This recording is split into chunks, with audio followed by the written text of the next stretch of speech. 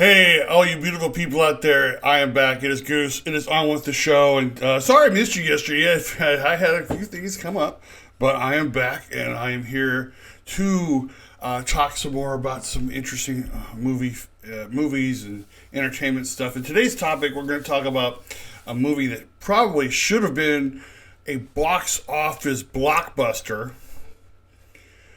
that in the end became one of the worst movies of all time according to most people.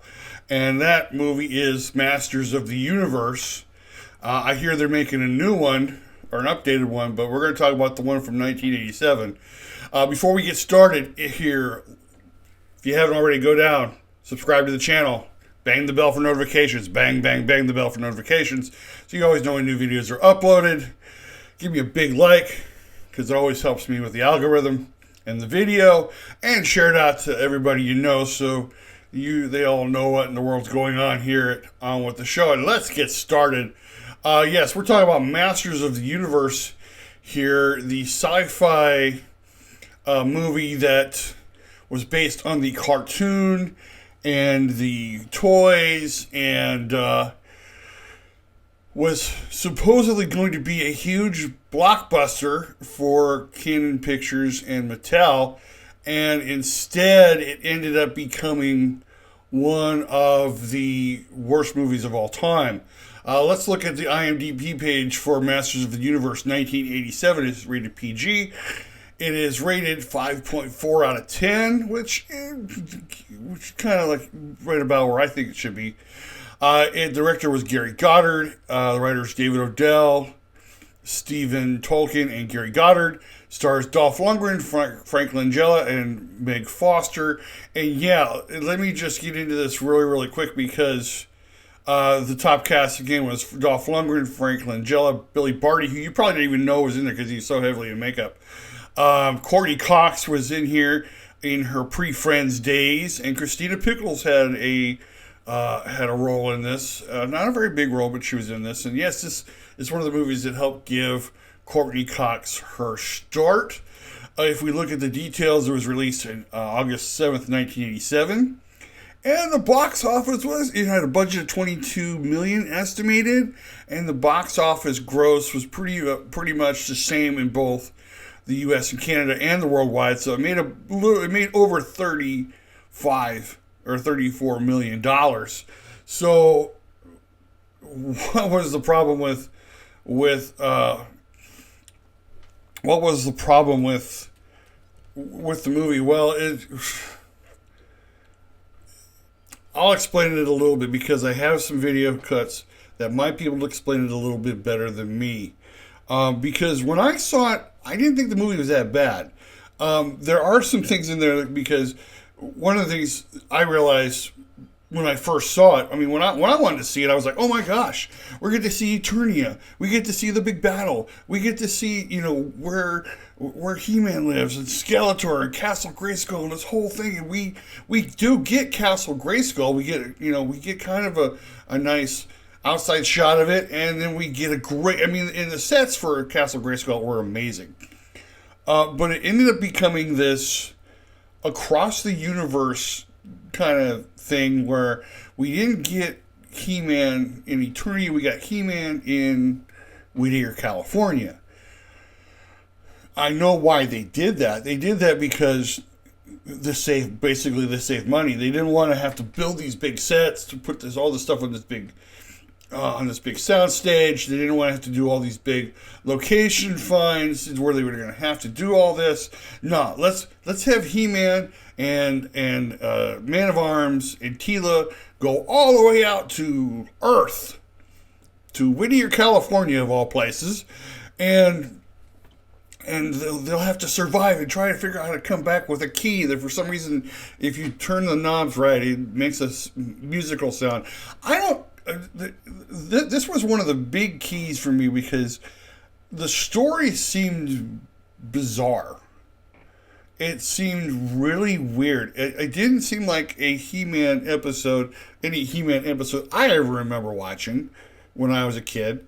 And let's remember, this movie was based on the cartoon and the toys. The interesting fact about that is the cartoon was made because of the toys. Mattel had come up with these toys, and they had to figure out how to sell them. And hey, what better way than to have a cartoon, which was the big thing in the 80s. If you had a toy that you wanted to sell, let's tie a cartoon into it, and a comic book, and then eventually a movie. And they did that with Teenage Mutant Ninja Turtles, and they did that with Super Mario. They did that with, some of the movies were good, some of the movies were bad. You couldn't even, but hey, you knew you were going to get an audience for it. And I didn't understand the need for some of the characters in the movie. It's like the one character I didn't understand was Detective Lubick. I didn't understand, played by James Tolkien. Now, James Tolkien is best known of playing Strickland in Back to the Future. He's the bald-headed principal, and he was a detective. And yet, for some reason, he was thrown into this picture with a storyline that kind of was like really bizarre and weird, and it didn't seem to be needed, but for some reason they threw it in there.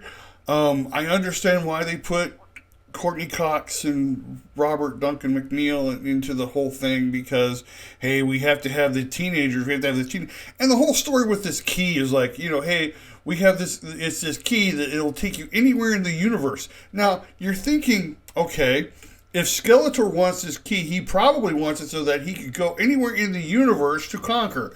No, he wants the key so that he's the only one who has the key, so that he can just conquer us Eternia.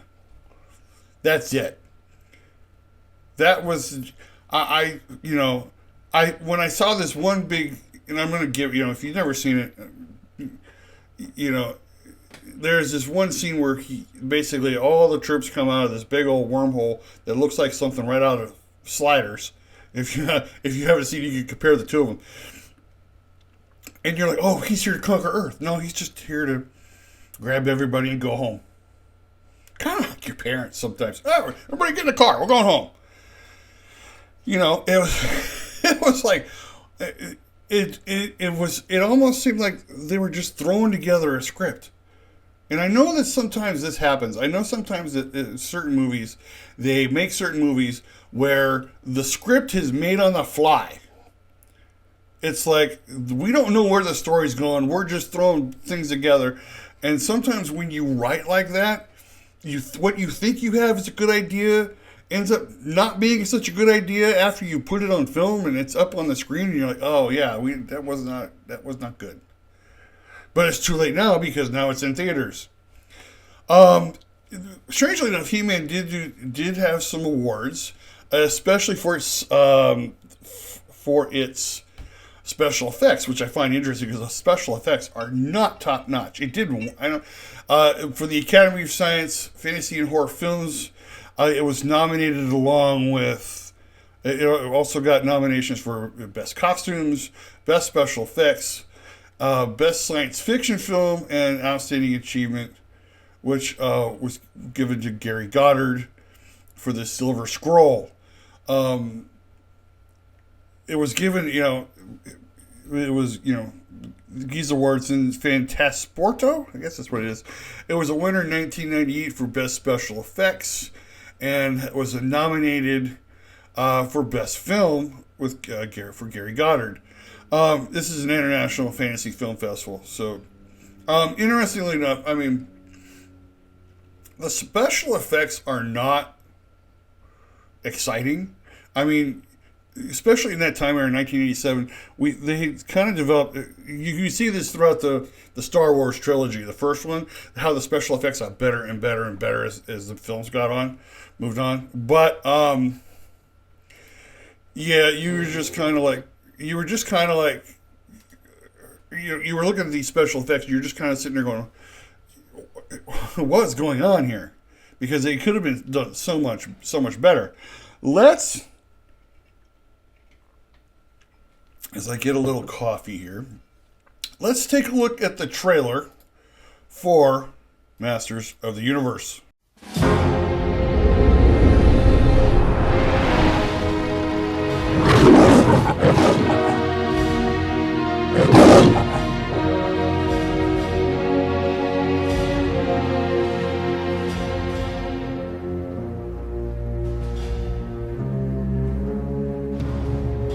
is there still resistance? The people must know that I am Grayskull. When He-Man lives and possesses that key, I must possess all, or I possess nothing. You are all aware of the penalty for failure. Yes. When you find the key, send the sourcing signal. An attack force will join you. People of Eternia! The sorceress of Grayskull is my prisoner, and her powers are now joined with mine. Those who do not pledge themselves to me shall be destroyed. The new age begins. We're locking in on the key source of origin. Open the door. Do not fail me.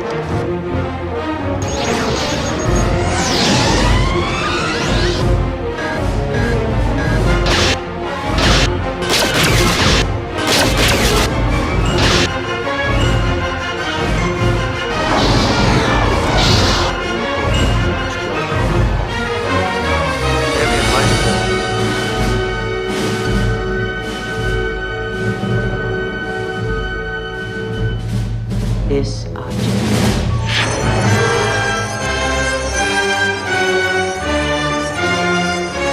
Where is it?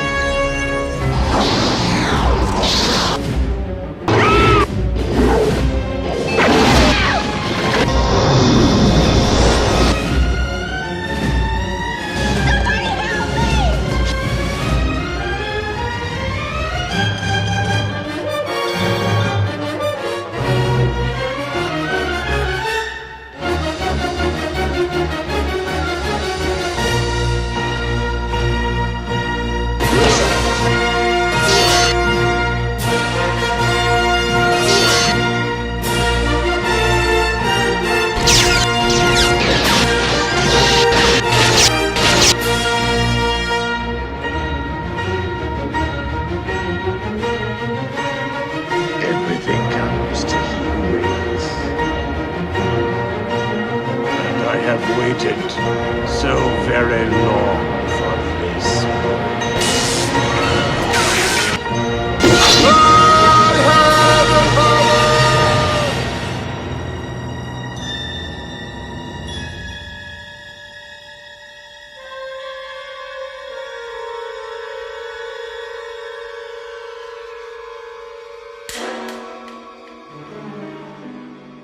All right, so that gives you an idea of what we were hopefully expecting from Masters of the Universe back in 1987. Looks like it could have been a pretty good film. Looks like it was, oh my gosh, this looks like it would be a great action film.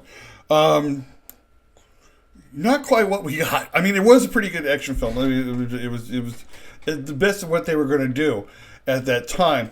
And I was able to find a little documentary on the making of Masters of the Universe. I'm going to go through some of these clips here from that film, and then we're going to go over the summer box office for that film. So let's go into the next clip, which is from Mattel. About 1986, we started to develop a live-action movie. My group, me, an executive by the name of John Weems, went around and talked to a bunch of studios. Universal Studios was interested. And then Canon came to us and made an offer and a deal that we felt was the right thing to do at the right time. And Canon worked out this deal with Mattel. The deal was that Canon would put up half the money and Mattel would put up half the money. And Canon told Mattel, okay, you put up the first half. So Mattel put up the first half, and we very quickly burned through that money. And so Mattel said, okay, time for you to kick in the second half. And Canon said, no. So Mattel had to pony up the rest of the money if they wanted to see their film made. And they were desperate to have it made because they were hanging their next year's toy line on the success of that film and generating publicity for their toy line. In the end, I think Mattel released them from like a payment that was due that we released them from so that they could finish the film. Mattel had heavy say. They had approvals over everything, over costumes, over the script, everything. We had veto rights more than approval rights. If something was not appropriate for He-Man, we could say that. And Mattel is, now listen, He-Man can't kill anybody.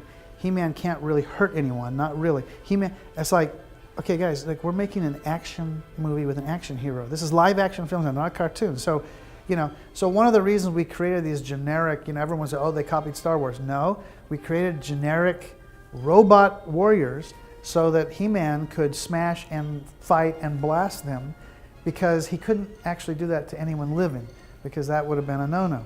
At the start of production, He-Man was at his peak. By the time we were about halfway through the movie, the decline had started in the toy sale, big time. It just suddenly dropped. And I'll never forget, I'm not going to tell you the executives' names, but I got this call one day, and I had said in an earlier conversation with them, guys, go see what action movies are right now. You want to do an action movie, He-Man's got to kick some ass. He's got to really be up there. We've got to see him battling, blasting guys, and and so I got a call one day. They said, we have to meet with you right away. They came down the set, and they pulled me in a room. They go, toy sales are down. Everything's on this movie. You got to just. And I said, well, we're doing the best we can, but we're also trying to obey all these rules. And one of them goes, we don't care what you do. We don't care what you do. Have him kill people. Have him blood, guts, gore, sex. Do whatever you have to. Just make sure this movie's a hit. Blood, sex, gore, whatever. Just make it a good movie, because we need. This is what happens, I think, sometimes. Sometimes people get in bed with other people that you realize later on, oh, I shouldn't have done this. And Canon had a kind of reputation of being a really cheap studio to go with. They had a reputation where they did not make the best movies. Once in a while, they'd do something that was really good. And later on, I'm going to talk about another movie, really bad movie that Canon made that I think you should watch. But Canon was not known for making great, and how they got Masters of the Universe is kind of amazing, and how they talked Mattel into doing it. And then for Mattel to be like, for them to go, okay, you put up the first half, and okay. And then when they go through it, and they go back to Canon and say, we need you to flip to the, no, you do it. How many relationships have you been in where that's kind of been the case? And yet, these are millions of dollars that they're putting on the line for a franchise that you think is going to make a lot of money. And then Mattel just foolishly, okay, well, let's do it.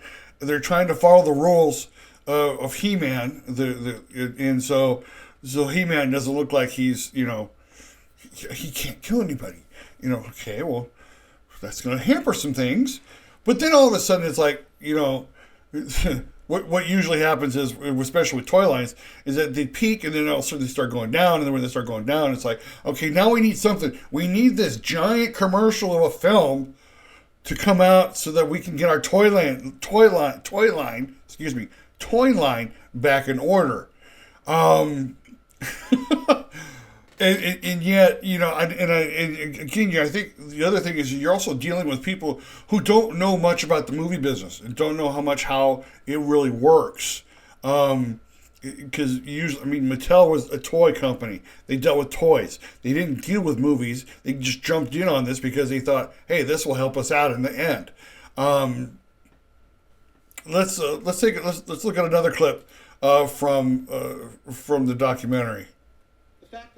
The fact that most people don't know is that when we started this picture, I didn't know it, but I found out very quickly. We had a studio that was going out of business.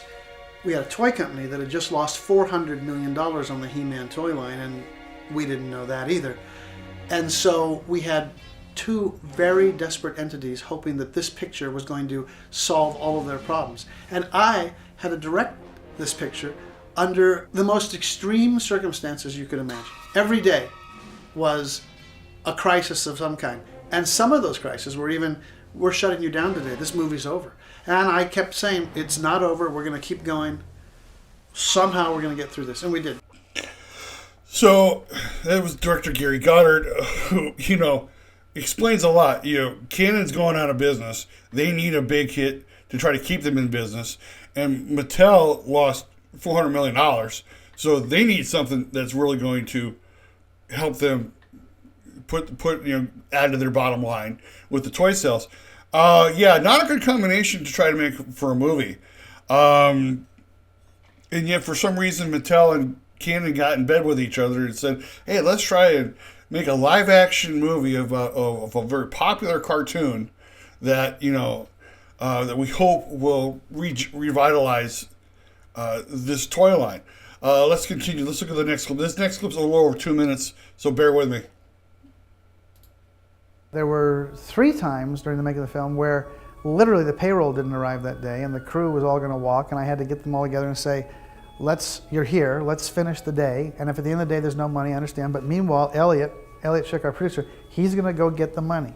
So I can't promise you, but I can tell you we're going to do everything we can. I think we'll have your money by the end of the day. So, you don't hear all these stories of making a movie. What you have to do as a director to keep things going. And the guys said, okay, well, you're right, we're here, let's do it, let's do the day. So we'd get through the day, and somehow or other, Elliot would get to Cannon, and somehow they would find the money, and they would get their payroll, and we kept going. So Cannon was really pressuring Gary, and they decided to pull the plug. They didn't want to do the huge battle sequence at the end of the set. Yeah, they shut me down on the set in the middle of the battle. And I mean, literally with someone picking up a card and putting it in front of the camera and saying, you're done.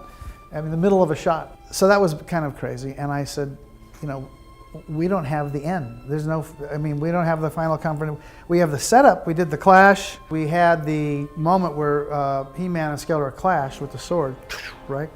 And on the set that day, I had an idea, which was, because I knew we were running short on time, and I knew they might do this to me. So I had them do that clash once, and I told the DP, I want you to pull, basically kill the lights in the soundstage and just let them fade to darkness, because if I'm not able to finish this battle, then I'm going to do a thing. I'd thought through that when they go, the power is so much that it like saps the power from everything, and then we're in this dark void, and that's where I can do whatever I got to do to get us to the end. So that night, I got them to let me do some random battle footage. Even though we shut down the set, I kept Skeletor and Dolph and the DP in this, and I got them to let me shoot some footage of them battling.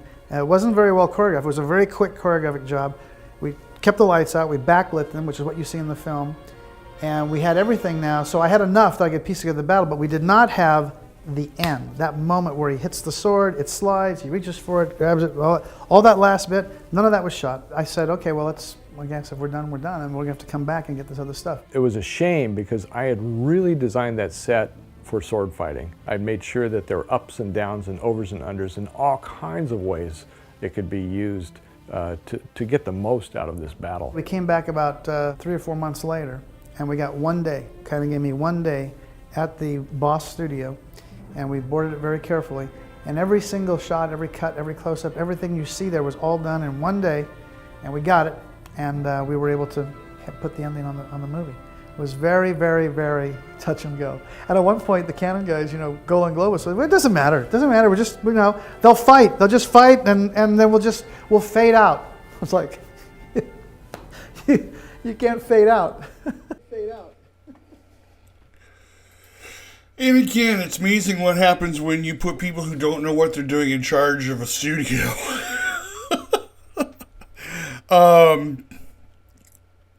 That's the thing with, again, Cannon, they were going broke. And they really did not know what they were doing. I think they probably thought that the Masters of the Universe would be their last gasp in trying to save the studio. The thing with Cannon was that they very much overextended themselves. If you've not, there's a great documentary called Electric Boogaloo. You might be able to find it on streaming. That explains all about Cannon Pictures, and they didn't put unlike a lot of other studios that put like one or two or a few movies out. They put out like a lot of movies. They overextended themselves very much when it came to producing movies and putting movies out there. I wanted to show you the clash scene he was talking about. Let me show this to you.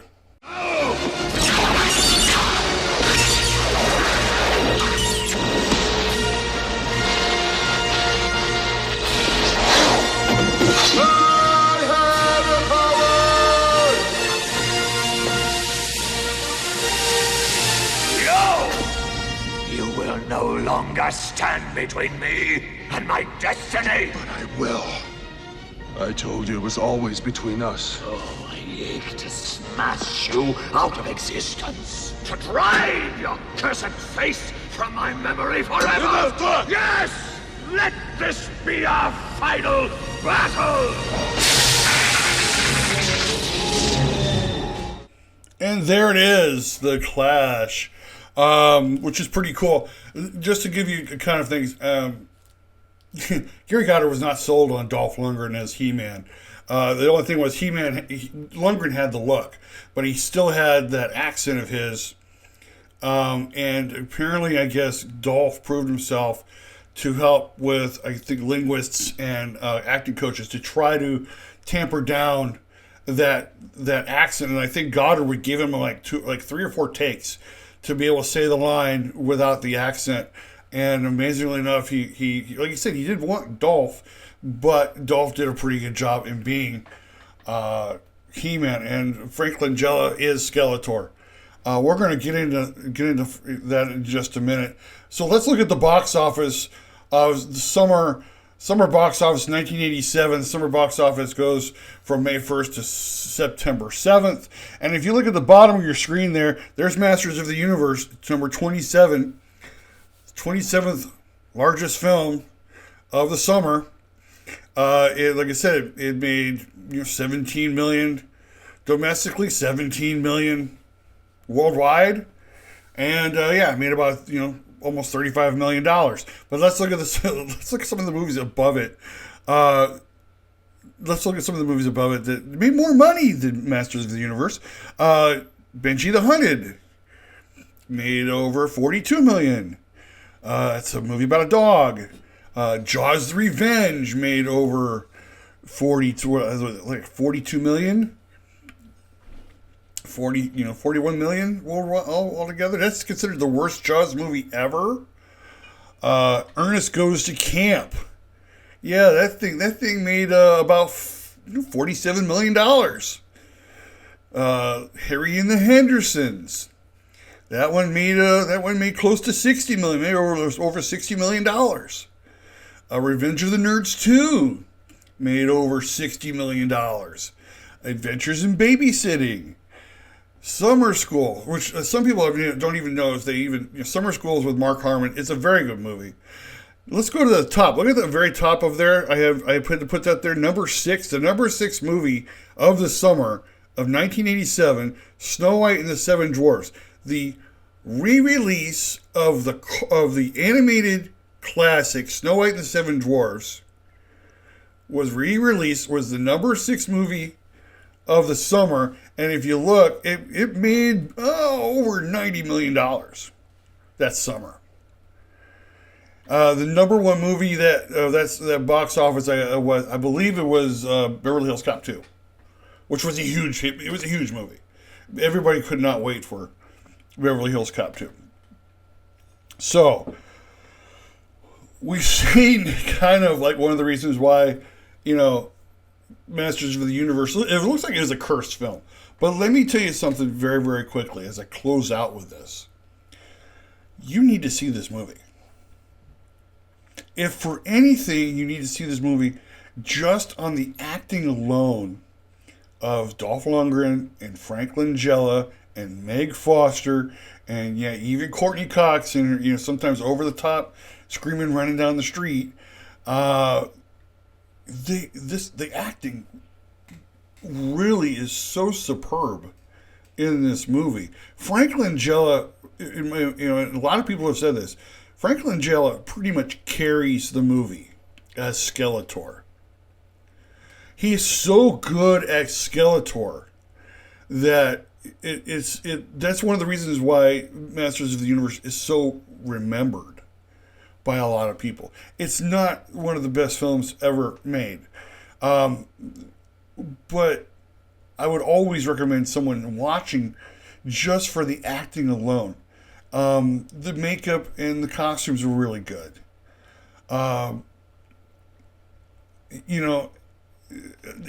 Despite the horrible effects and the horrible, story and everything that goes in. This movie, I think, kind of deserves a little bit of a second chance. It's not going to be good. It's not going to go down to history. It's a classic. But a 5.4 out of 10 on IMDb is kind of about where it's at. The reason it's as high as it is because of the acting. And anybody out there who is I think is an acting student, I think would appreciate watching this movie. Matter of fact, Gary Goddard said that Frank Langella, he wanted Frank Langella to play Skeletor, and he got into the role so much that, like he said, he became Skeletor.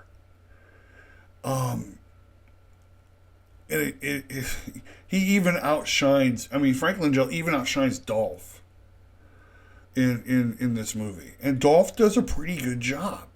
You can't even tell that he's been working on that accent, but he does a very good job, and he has the look of He-Man. He does have the look of He-Man. I just wish that they would have given us an actual He-Man movie. I wish they would have given us a movie where we could see the beauty of Eternia and them battling on the, all around Eternia, and actually being able to see that battle scene in Castle Grayskull would have been just beautiful. But again, considering the conditions that Gary Goddard had to work with, I think he actually did a very good job. And I commend him for putting this movie together despite the constrictions that he had with Canon.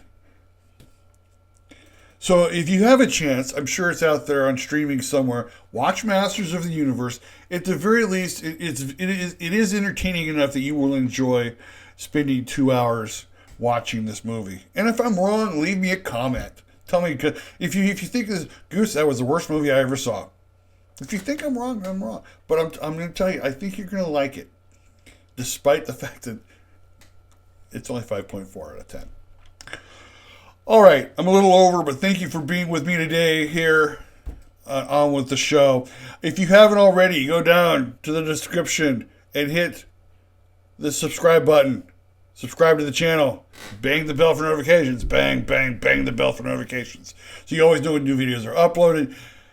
Give me a big like on this and let me know what you think. By leaving me a comment, tell me if I'm way off or if you think, yeah, Goose, that movie's not as bad as we all thought.